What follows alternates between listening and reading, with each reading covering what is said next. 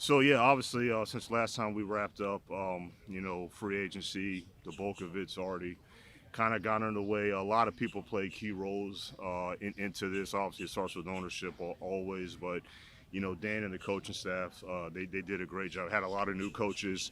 They bought in pretty quickly. They got adjusted pretty quickly to the evaluation process and how we do things. And pro personnel department, obviously led by Rob Lohman. But the rest of the pro personnel department, Joe Keller, Justin Licker, Blake Ask, all those guys. I mean, that's basically their Super Bowl, from a process standpoint to get all the guys like lined up for us to evaluate and look at. And obviously Ray Agnew, his voice and his evaluation, his opinions, very critical, plays a large role in our process. And Charlie Atkins, this was his first free agency this year. I feel like I'm saying that a lot. First year, but yeah, I thought he did a great job. That's a hard job to do. The way that our structure is and how it's set up. I mean, you have to be an elite communicator to get those deals done, regardless if it's guys that are already on our team or guys that have been on our team that you've had previously dialogue with or external free agents. It's a very hard job, and I thought that he knocked it out the park with it. So just want to give credit to everybody.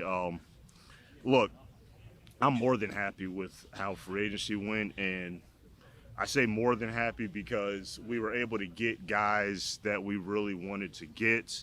That's always the case. Like we don't compromise and get a prospect that we're warm on. So happy with that, but more than happy because we actually were able to do more than what I thought we were actually going to be able to do heading into it. I don't know if I was as clear as I could have been at the combine, but I try to kind of let our fans know that we were not going to be big spenders, coming up because of what all the things that we have coming up in the future.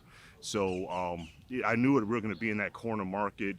That corner market was expensive. I mean, just the get in the door entry price was 16 million, and I didn't.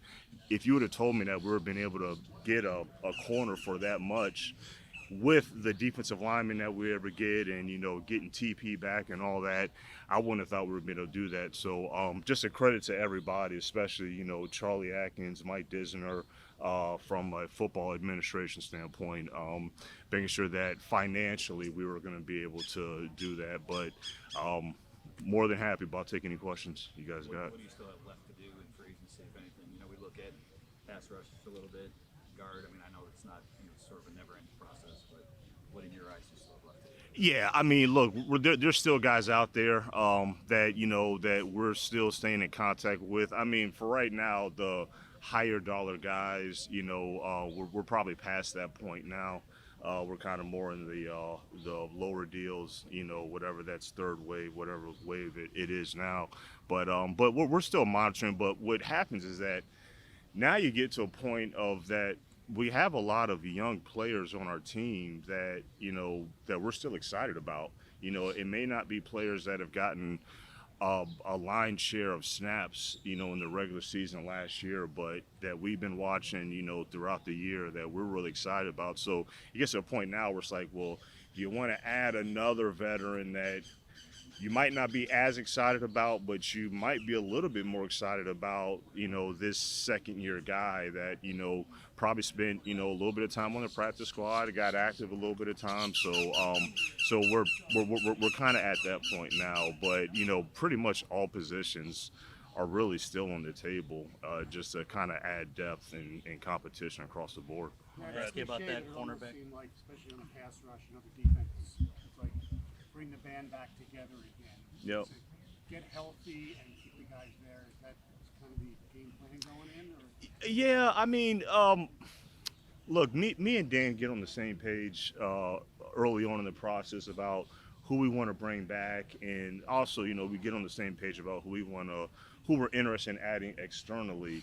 But look, we won 15 games with those guys, so it wasn't that oh, we just want to bring the guys back. But I also do understand it's not as exciting from a fan standpoint. Look, I always say with free agency, like season ends, right? Super Bowl gets played, Super Bowl's over, and then it's like, okay, what's next? Like, everybody is starving for, and free agency is the first event on the NFL calendar that's intense player acquisition. So the excitement is just brewing and it's simmering, and it's only really exciting if you get players that you hadn't seen before on your team.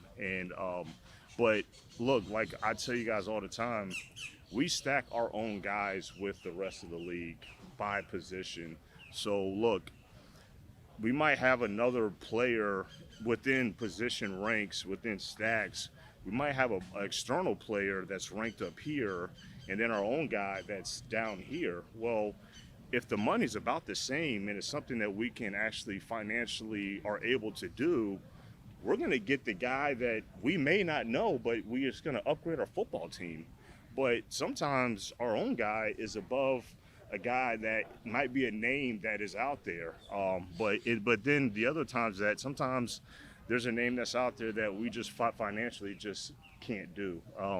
We lost some of our own guys just because financially we weren't going to be able to do. But I do think that's part of the discipline that's required for where we're at as a football team right now. And that is, yes, the balance of winning now, but also wanting to sustain winning as well. So there's a discipline, like this analogy popped in my head this morning of that, you have financial responsibilities. You have, you have a mortgage, or, your kid's college fund, your 529, you have your insurance you have to pay. You have to pay those things. But that might require you can't take the vacation you really want right now, this summer. And so that's kind of where we are right now, is that we have so many of these young players that have been on rookie deals, and we've been enjoying the impact that they've all been bringing. But now a bill is coming, and what you spend this year, it's going to impact next year. It even impacts 2027.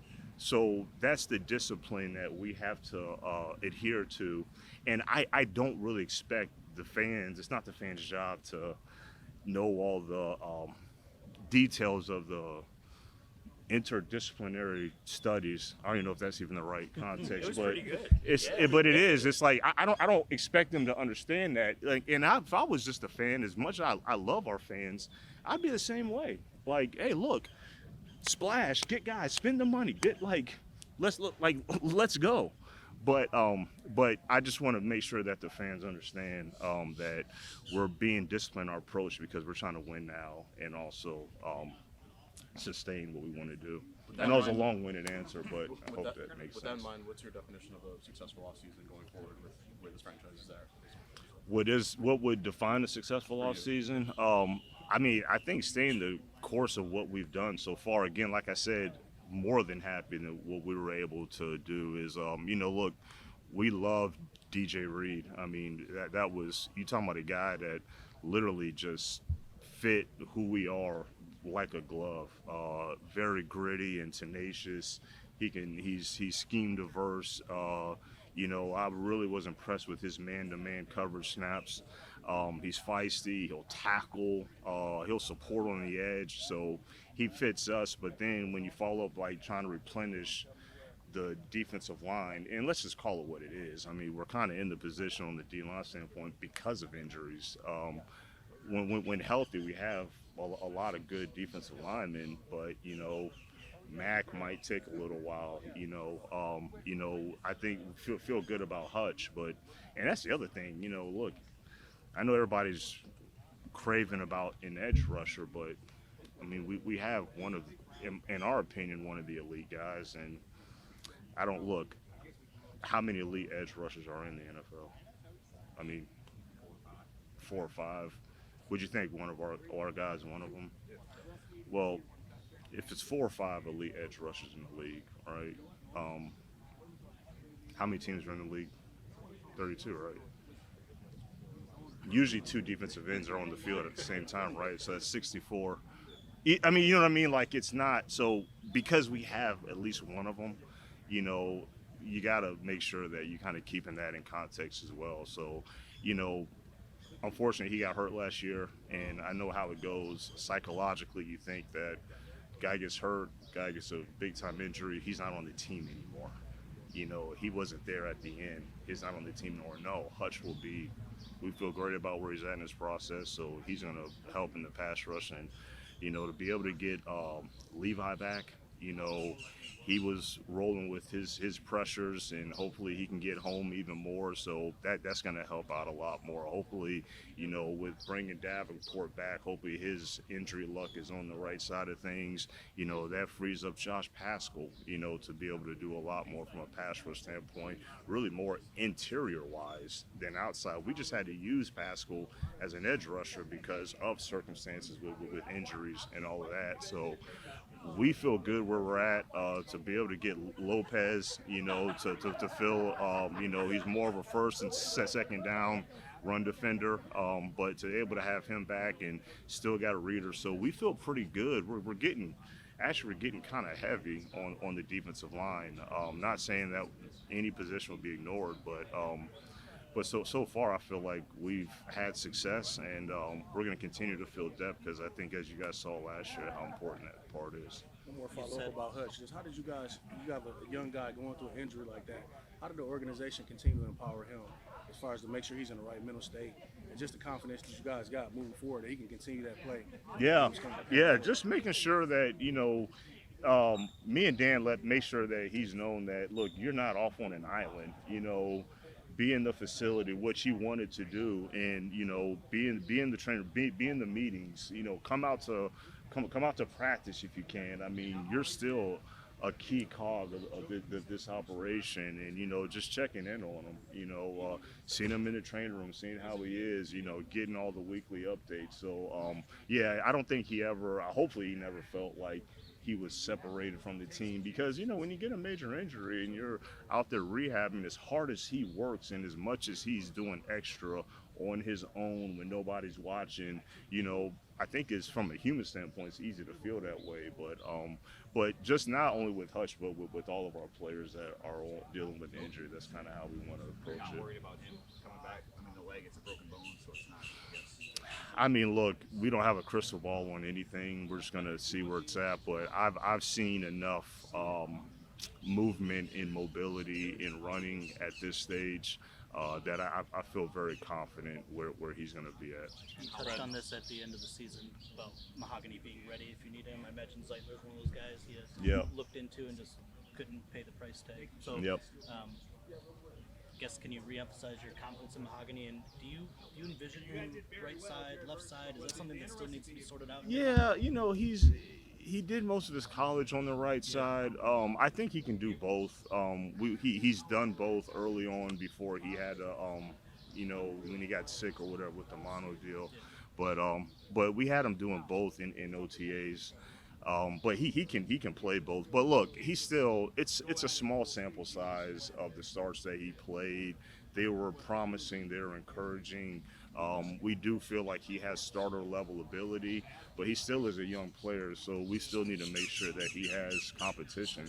And it's part of, we bring Yodi back, and and we'll still be looking at maybe possible another veteran to add, and then you still have the draft, and look, I'm not saying it's always going to be in the 6th round where we got Mahogany, but you just never know when we're going to be able to get one of those guys. There was some big money being spent on the defensive line too, so I'm just curious how big of a win you view that Levi deal. Oh man, look, if you were to tell me that we were going to get that done, back when we first were trying to get Levi extended, back in the fall, I would have been doing a backflip, and I literally almost was doing a backflip, because like I said, I did not think that we were going to be able to get a player of his caliber back, along with how expensive that corner market got. And I knew that we had to be in that corner market. That's not anything against Rakestraw. We're still excited about Rakestraw, but unfortunately he had injuries, and he wasn't healthy enough to provide us a little bit more clarity in terms of where he was going to be. So I didn't think it was going to be rational for us to depend on it. But I know how Rakestraw's wired, and this is going to fuel him to be ready and compete. So we're still excited about him, but it's just we're just adding depth. We're excited to get a guy like Maddox, a veteran that's got versatility. He can compete. Obviously, he can play nickel, but he's got some safety versatility as well that we're excited about, and he can play on special teams as well. So we're just going to continue to add to that secondary. We got Rockerson, another veteran. That's look, he fits in terms of he can play man to man, he can press up. So we're going to continue to add to the secondary, but we're really excited about our depth and what we're able to acquire on the D line. Right, I'm sure you expected that defensive end money to jump like it did, but did you expect it to jump as high as it did, and what does that mean for your future plan? In terms of like what the future, what the price tag is going to be, look, it is what it is. I mean, we had it in that range kind of already, when we do our future planning and budgeting. But then obviously when it goes up, it just goes up, and that's just what you got to prepare for. I don't know what it'll end up being. That's the difficult part about our job, but we work really hard in terms of the prediction and forecasting of that market. But that he's just one of many that we've had to budget, and like I said, the mortgage and the kids' college fund and all that. He's one of many that we had to put to aside, and then the budget that we were able to spend this year that kind of just shrunk it a little bit more, but still ecstatic with what we're being able to do. Brett, with 73 players on the roster currently, does that affect how maybe you plan for the draft and for undrafted guys, how many you might draft, or will you trade down to get more picks but you don't have enough room? How does that all affect? Yeah, that's just a really good question. Look, we're going to operate in the draft just like how we normally operate, and we're going to prepare. We've done a lot of work already, and we're just going to just go by the feel of how the how the board and the picks are shaping up. I think if you go back to last year's draft, I think on day three, I thought we were just going to just stay pat and just kind of see it, but it just kind of woke up, feeling in a different mind and just want to be a little bit more aggressive. Didn't have a fourth-round pick. Didn't think that we were going to be able to trade into the fourth round twice to get players they really, really liked. So I might wake up feeling that way, or we might, stay pat, or it's looking like it's a little bit more rational to trade back and get more picks. Would that mean that you would make room on the existing roster if you had to? Like if there was opportunities you couldn't pass up, would you maybe have to let go of a guy or two that you haven't seen yet? That could happen. That could happen, and that's part of it. Look, you want to do as much before the draft to make you feel cozy enough to be in a position to not have to reach for need or anything like that. But that is part of it. Is look, you might trade up and sacrifice a lot of picks, and you don't have a lot of the picks that you originally had, and it's like, oh, it works out great. Or I don't know how many guys that we really wanted after the draft that you're going to be able to get. So, but that's part of the risk, and I always say risk is what's left after you think you've thought of everything, and that unfortunately could happen. You said with NS. Times. Go ahead. How difficult it was to acquire Zadarius Smith. So what went into the decision to part ways with him, and is he one of the guys that you've been in contact with? Yeah, look, it was an amicable decision. We couldn't afford it. It's bottom line. That was my communication with him, and he understood that. But again, that's an expensive position, and like I told you guys at the combine, it's not being ignored. Like everybody's asking for one defensive end. Well, no, we'd love to get 3 or 4. So it's something that's not being ignored, but we just weren't in a position to really keep him at his salary. Because look, he played some good snaps for us, and he made plays for us when we acquired him. So we would have loved to have been able to keep him, but we just weren't able to. But we've been keeping in touch with his agent, and he understands that process. So we'll just see how it goes. You said with with Ennis. You couldn't see enough to bank on Yeah. it, which makes sense. Yeah. Is it kind of a similar situation with Roy Lopez and Broderick Martin? Because it seems you're maybe a little heavy on nose tackle. Where does Broderick still fit in the picture for you? Yeah, hey, Broderick, look, he's got to be consistent. Broderick has, we knew when we, obviously you guys all know I was very clear and transparent that, he was more in the developmental project bucket when we took him. But, now it's time for him not to just, because he brought flashes in the preseason.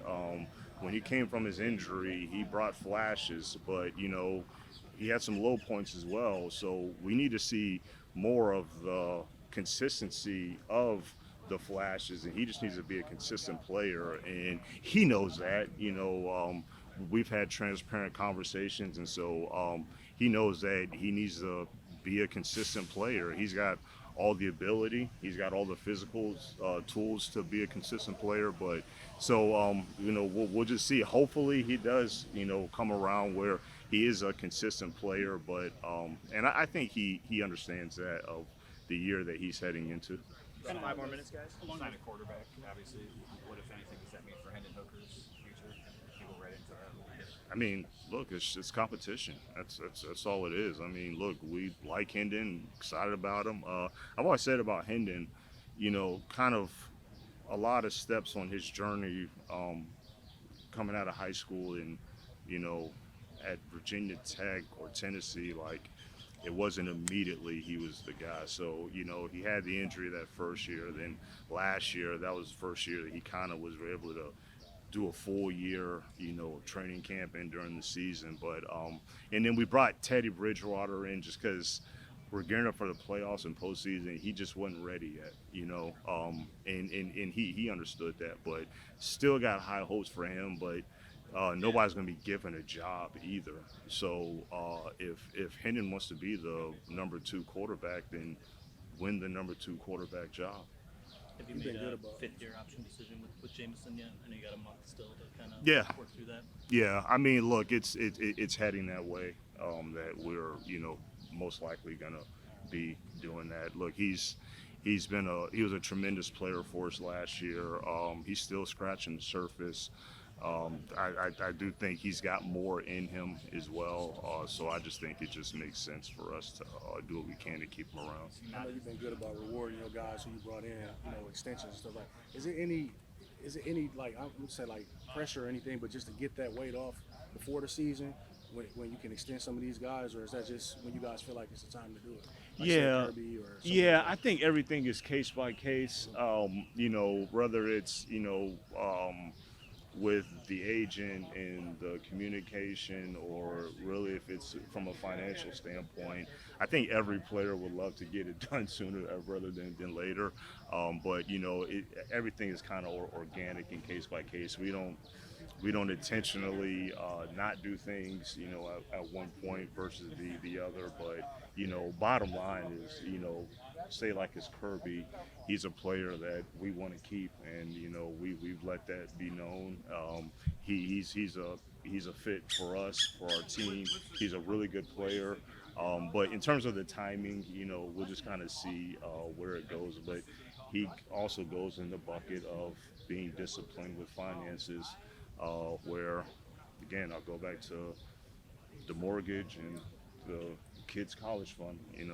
You gotta budget for that. Same topic, but just to tie those 2 questions in. Jameson, because he had the suspensions. Yeah. Is he at that level that you're willing to do an extension with him? Does he have more to prove? How does he fit into that long term? Yeah, I mean, look, we're still taking it, as it goes. Look, his 5th-year option's coming. It's looking likely that we'll go ahead and just pick that up. But in terms of extension, again, there's a lot of extensions that are hopefully coming.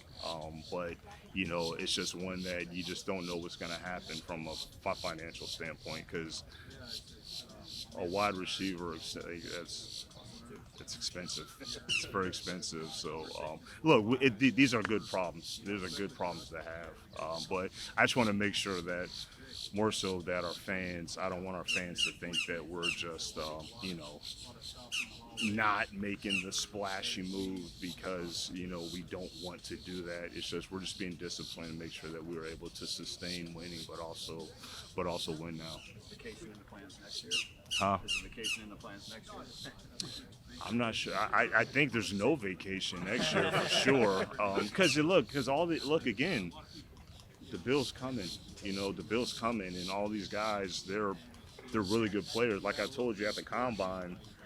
Yeah, it's you could say it's been 5 first-round picks, but those 2 twos that we had in 23, that we had graded as first-rounders, those guys have played up to the level that we thought. So you could arguably say it's 7, and you want to keep them all. We'll try to, but we might not be able to keep them all. So we're just going to try to do the best we can. The last 2, Stoney and Jeremy?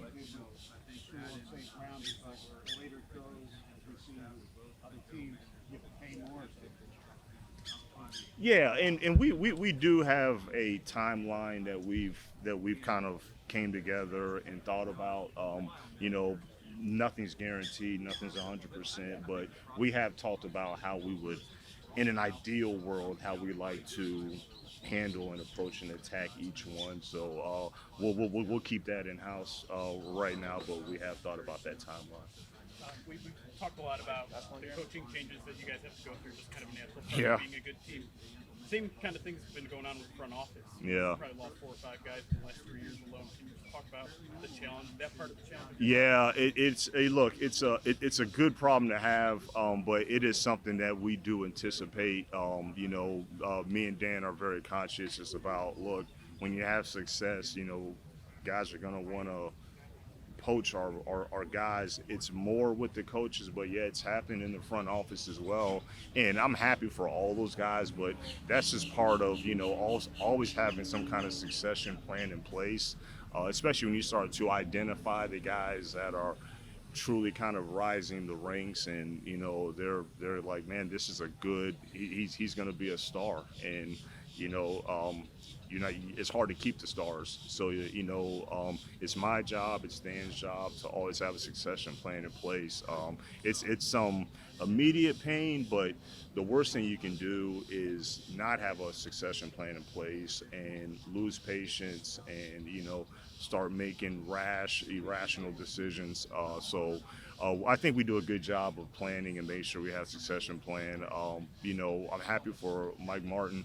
I think that's a really just my brief conversations I had with Coach Freeman. I mean, it sounds like a great opportunity. I did not really know the whole landscape of that college GM job, and it seems pretty awesome. So I understood it was an opportunity that would have been hard to turn down, but we'll just keep moving forward. We'll miss him. He was a good evaluator. He brought a lot of great ideas to our process, but scouting advancement, it's a whole department for us, so that department's not going anywhere. Do you have an example of one of those rising stars within the organization that maybe we don't know too much about? I want to keep it under wraps. It's a good try, Jeremy. Thanks, guys. We're trying to keep the ones we have, all right? Thanks, Jeremy.